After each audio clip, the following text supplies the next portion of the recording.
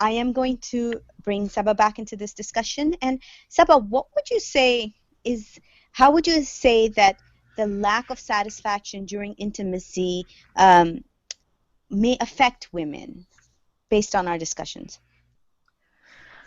Hina, I'm glad that you asked me this question because, as we have discussed, that a lot of Muslims believe that women should be able to suppress their sexual desires if they even, acknowledge any sexual desires among women. Again, because they are the emotional beings, they are not the sexual beings, quote unquote. Obviously, I'm just quoting what people say. So even if they aren't intimately satisfied, they should still survive as long as the husband is a good man and he provides for her and he's a good father. This is a general expectation from good Muslim sisters.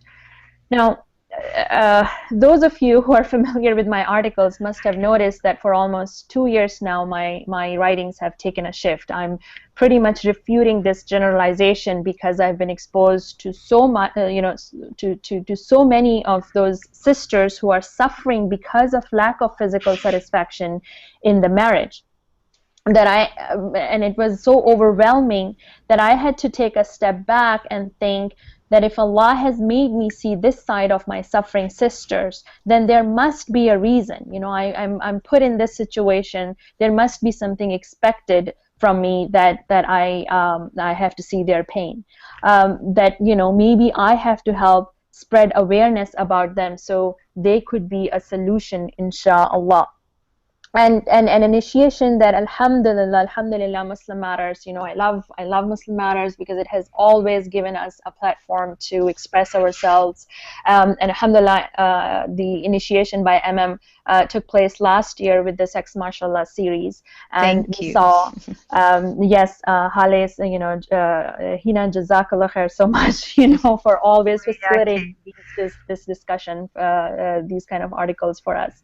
And we saw how many comments we received from sisters who were not physically satisfied, which was causing an emotional emptiness in them. So it was not the other way around, that because of emotional dissatisfaction, they couldn't enjoy intimacy. Rather, it was just the opposite. Because they were not physically satisfied, they were suffering through emotional emptiness. So in any case, as I was saying, that I have been approached by many sisters who are married. They have no reason not to be happy because they have a good life, a good husband, but the husbands don't understand their physical desires and needs. And they have become so desperate that they come to me so I can remind them of the consequences of falling into a sin. They don't want a therapy because they know that their husbands would never agree. They have tried talking to their husbands to no avail. And apparently their lives seem, apparently very nice and comfortable. But only when they get close enough to open up, that they want to ask for spiritual reminders and spiritual guidance that, they need to stay away from falling into any sin. Haleh, there has to be a psychological aspect to this as well. Absolutely. Actually, the cases that affect me the most are the ones that outwardly religious people coming in for therapy, and it is because of infidelity. And I've had several cases of actually married women who were muhajjaba, who had the educational background. They were not the non-practicing or non-knowledgeable sisters. These were people who actually, they knew better.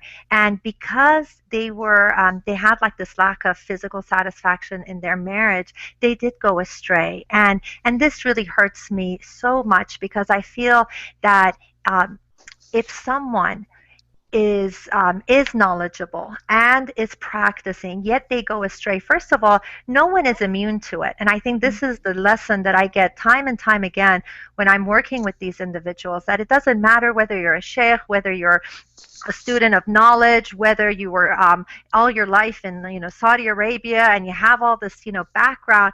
Every single person is so susceptible to falling into errors if we don't follow the hudud of Allah. And this is the thing that I really walk away with when I see cases like this, and just knowing that we just have, as long as we respect this, with this hudud, then you will not fall into the error. And you find that this generation is completely different. It's not like our parents' generation, where the husbands and wives, they will stay in a relationship and they will just remain miserable. There is actually this feeling of entitlement amongst this generation. They feel like I deserve to be happy. And if I don't have what I need, then I'm going to get it somewhere. And they justify this to themselves. And I've had so many men who have experienced infidelity, and even though, sometimes they love their wives, I have people who have become addicted to relationships online. And you just find that they justify it. They think that they have a right to, whether it's the emotional connection or the physical satisfaction, and they don't have the same mindset. So we need to be really aware of guarding ourselves. Brothers, be really careful. I think most of this happens in the workplace when you're interacting with someone day in and day out, or sometimes it's online, creating friendships. Sisters fall into this a lot, creating these friendships, and it always starts off so innocently, and then it escalates. And once it escalates, it does become an addiction, and it is very hard to break that. Okay, subhanallah. And just a reminder, we're not condoning this behavior, but this is the reality. Shaitan is everywhere. It's around us, and it can affect anybody. So never let yourself get to that point where you think that you're ahead of, Shaitan is not whispering down in your ear.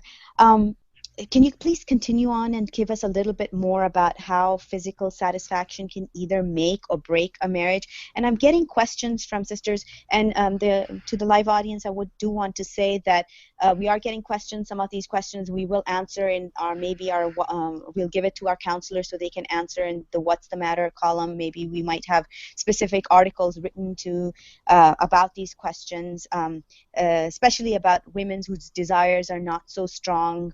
But it is obligated to fulfill the husband when she's not interested. Another question is, what if the wife does not have an urge to have intercourse? The love is there, but she just can't satisfy his needs. So these are all specific questions that are specific, and I think we will address them probably in an article or maybe through our counselors, inshallah. So right now I would like Haleh to talk a little bit about physical satisfaction and how it can make or break a marriage. Well, there are cases where I've seen individuals, like female, that they basically have everything. They have the luxurious life and they have it all, and yet because they lack this intimate satisfaction, they're willing to give it all up. And it might be shocking to some people because they may feel that this is not such a big need for a woman, but what we're saying here today is that it is, and it does affect them psychologically and emotionally, and they will take action towards this. And there are those individuals who have the opposite reaction, where they may be in a relationship that is not that good. They're not even happy with it, but because they have that physical fulfillment, they stay with it and they tolerate so much. So these are the two extremes, and then we all know that having this fulfillment, it does make or break the marriage. SubhanAllah. Well, I am going to go back, and there's several questions just so for the audience to know that we are reading their questions and we are answering them, and maybe one or two points could be discussed in a short point, and hopefully we will continue this discussion on in other Google Hangouts. One question was, I'm in an early 40s and never married, and basically the the brother is asking that how can I have my physical desires be satisfied? I can't find a husband. I do wish to have an intimate relationship, and before I'm menopausal. What are my options? Please don't suggest I find a husband on Muslim matrimonial sites. You've never been in that type of site that you don't know how creepy they are. So this is also a very specific question. Inshallah, we will have one of our counselors address this. I'm happily married. I have a great husband. I feel emotionally satisfied with him. I come from one of those cultures you mentioned, and I did have a problem with intimacy in the beginning. But it's been 2 years, and can't say I've really reached climax. I don't know. I don't think it's a big weakness in my marriage. I mean, I still find myself wanting to engage in intimacy or to satisfy him. I find satisfaction in just the small acts of intimacy. Do you think someone in such a situation should still focus on trying to achieve that climax? This is a good question that I would like you to approach, to answer. Sorry. Um, Maybe Haleh, I think because it ties in really well with your next points about how essential good intimacy is for a successful marriage. I know I have been taught that good intimacy is a taste of Jannah on this earth, and it changed my perceptions. So what about for this dunya? Why is good intimacy essential for a successful marriage? Oh, it's such a long list, and I'm just Mhm. going to mention a few. There's biological benefits, there is psychological benefits. First of all, it's a way of like a stress relief. When you've had a long day, when you've had all the stresses of the day, when you unite with your spouse and you're able to have this connection, what it does is that all these feel good hormones, the oxytocin is released, and so it is a form of stress relief. Another thing that's really important about it is just feeling that the intimacy and the emotional closeness, because no other person in this world will be as close to you physically and emotionally than your spouse. And it is about feeling connected and feeling happy. When you have this exchange, when you have a healthy relationship and you take part in this is a way of experiencing something really special and enjoying it. And it's also a validation. We all need to feel validated. We all want to feel attractive and desirable. And so when you have this fulfilling physical intimacy, it makes you feel appealing and it makes you feel desired. So it is that and no one, and I'm sure all the sisters can agree to this, is that no one has the power to make you feel as beautiful and worthwhile as your husband. So when you could hear compliments all day, but when it's from your husband or it's from your wife, it has such a special implication. And it's about having this, just the interconnectedness, this being interdependent on one another. And a very important aspect is basically it protects you from all of the haram relationship, because the marriage completes half your religion. And why is that? Is because there's so much fitna, so many tests and trials. And if we are able to have this fulfilling marriage, physically be fulfilled, then we're not going to be as tempted. And when you have that fulfillment, you feel secure in your marriage. If you are not having this intimacy, there's always, your mind wanders and you wonder, how strong is your marriage? And this is a really wonderful way to feel secure and happy, by having this fulfilling physical intimacy. MashaAllah. Haleh, I have a quick question. The three questions have come in on this, and you can address this now, or you can address this in a further Google Hangout, or you can address this in an article. I leave that choice up to you. Some of the sisters and some of the brothers as well are saying that the wives will say that I have a low urge and I have no desire, or have low desires, or my husband does not have the desire. And since we have just talked about how important this is, could you talk a little bit about how to get in the mood if you're not in the mood? Absolutely. I think part of it is having this connectedness, having a friendship with your spouse. I think if someone is constantly, let's say, upset, or they're not even spending time together, what happens is that they get married and they have kids, and they don't even make eye contact anymore. So it's about having those quality time. Make sure you're spending quality time with your spouse. And this is kind of a side note, but it is. Your diet has a lot to do with it. What you're eating, if you stay away from certain things that it actually makes your libido, it lowers the libido. Maybe this is something, like you said, as an article I could discuss this, but I have seen personally the effect of eating healthy and avoiding certain foods to increase the libido. SubhanAllah, mashallah, subhanAllah, this all makes you realize the creator of the world, all loving, al-wudud, is so generous and so just. He has made the perfect relationship for the dunya and the akhirah. As we start to wrap up this hangout, I would like suggestions from Saba, from you, on how women can enjoy intimacy. Sure. There are many ways, but since we don't have time to go into the details, unfortunately, we are running over time, almost an hour, 35 minutes.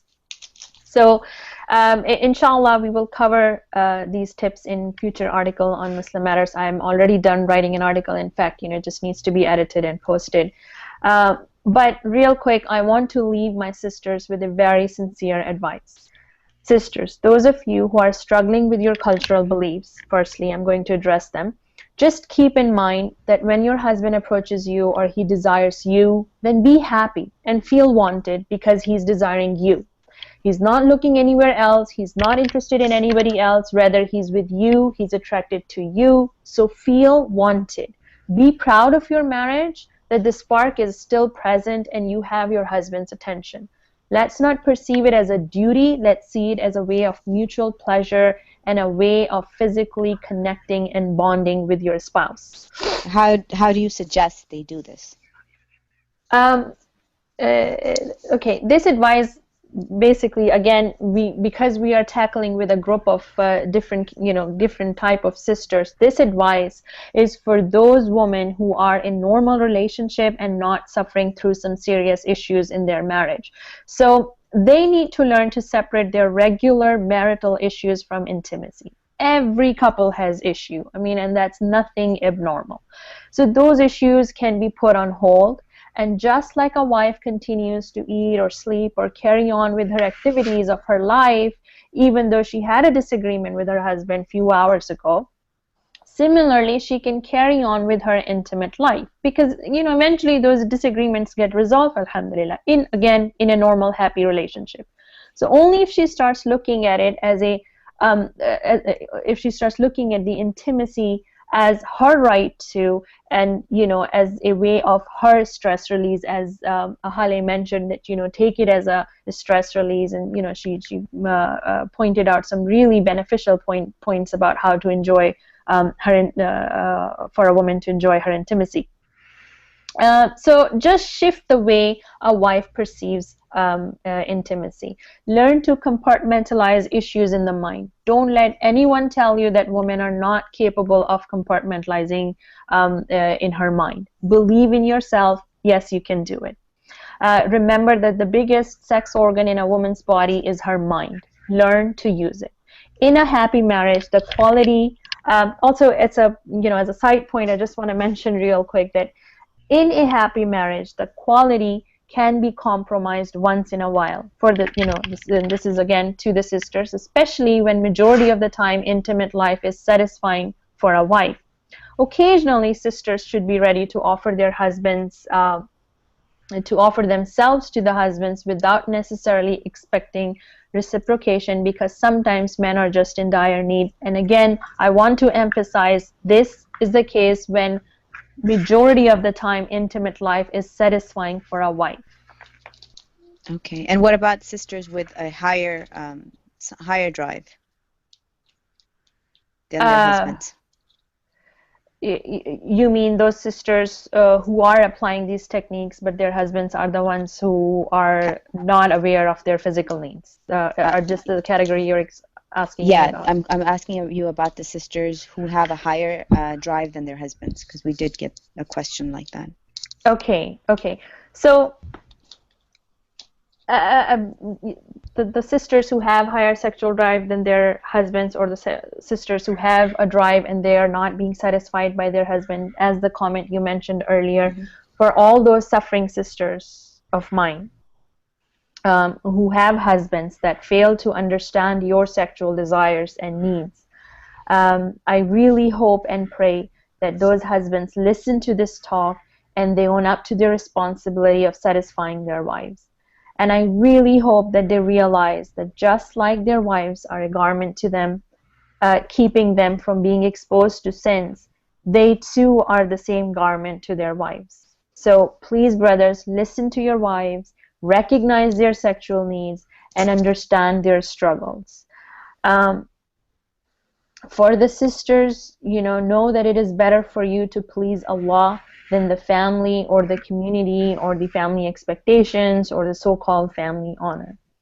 Um, I also have a message for our community leaders and imams that while there is so much said about fulfilling a husband's rights of physical intimacy, please educate the brothers about the importance of satisfying the wives in bed too. Haleh, as we are getting ready to end this, could you speak a little bit about how it could impact the marriage? Well, definitely your physical satisfaction in marriage, it has a huge impact on your marriage. I want everyone to really take this information, inshallah, and apply it in your life. If you see that you have some limiting beliefs, work on yourself, get help, overcome these limiting beliefs, and really try to make this aspect of your relationship better. Don't just ignore it. It's not going to go away. It's not going to get better if you don't address it. And we're really hoping our intention of doing this was, to create awareness. And we are hoping that this discussion will, inshallah, open up the dialogue between husbands and wives and between parents and their teenagers so that, once and for all, we can communicate about this really critical aspect of our lives and support each other to having a more fulfilling marriage, inshallah. Inshallah. We realize that this is a very broad topic and not every subject or situation can be addressed. And since this was the first time the subject was tackled by the sisters on Muslim matters, and this was the first time the subject was tackled. Some of these topics are addressed in some of our previous series. Please read them on Muslim Matters, the Muslim vignettes on sexuality. We will discuss some of these other points perhaps in future hangouts. It is, as a final ending note, I would like to say that it is incumbent upon husbands to find out where their wives are on this range of spectrum that we have talked about today, what she likes and what she dislikes. In the same manner, the wives also explore with their husbands and let them talk to them about what they like and what they dislike. There's an abundant amount of misconceptions and tropes out there. Learn from one another. Don't judge one another. Help each other out to get to Jannah. I mean, we're on this path together to Jannah. Another thing that, just signing off, I'd like to say, get fit, sisters. Bond outside the bedroom. Become your husband's friend so you can carry that fervor inside the bedroom too. And remember, you sisters especially, initiate sometimes. Remember, you're not just a taker, you're a giver as well. And find things to do in your life that make you happy. I feel like a lot of times, sisters, a lot of them have 1 or 2 kids. It's all about the kids and the dishes and things like that. Find happiness somewhere. You didn't die, just your personality didn't end because you got married and have children, or you're working and it's tiring. Find something that makes you happy, because when you're happy and you have pleasure, then you will find your happiness is not dependent on your husband. So it's a balanced relationship. You're not expecting him to make you happy all the time, and your happiness is coming from yourself, and then you can share your happiness with him. So this really helps with the low urges that a lot of the sisters are asking about in the questions. May Allah, Jazakallah khair to the audience for joining us, and to Saba and Haleh for their time and their work. May Jazakallah Allah, khair for Muslim Matters to providing us this platform and always assisting us, in expressing the female perspective on different issues. Definitely. Thank you. And it's been lovely talking and working with you. We've spent many hours together the past The the preparation. past few weeks, but it's been all worth it. I know we were all a bit hesitant. It is a controversial issue, but inshallah that everyone knows our niyyah and it will be beneficial. So jazakallah khair.